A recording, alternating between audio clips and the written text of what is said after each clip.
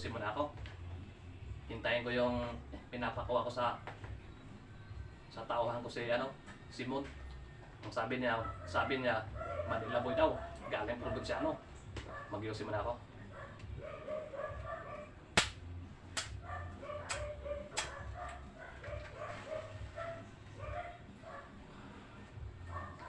Ito na lang kayo kung Jose.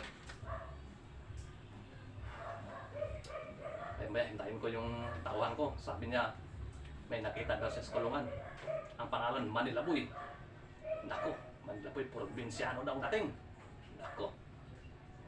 Ngayon, pumunta na yan. Ngayon, mga ilang minutes lang. Pumunta na yan dito yan. Tayo muna ako.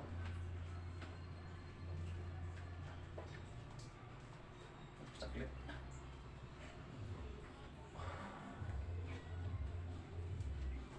Wala pa sila.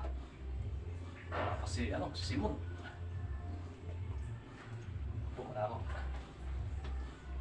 Ngayon, parating na yan. Kainit.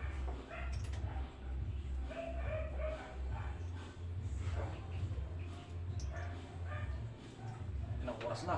Magka alas 9 na. Wala pa. Baka parating na yan.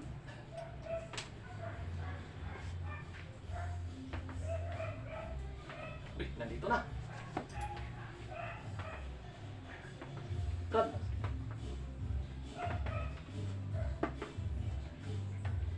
Ano pangalan mo? Manila Boy po. Manila Boy? Opo, ako si Manila Boy. Ilang araw ka na dito? 3 araw. 3 araw na Manila Boy ka na. Ang lakas ng ampog mo.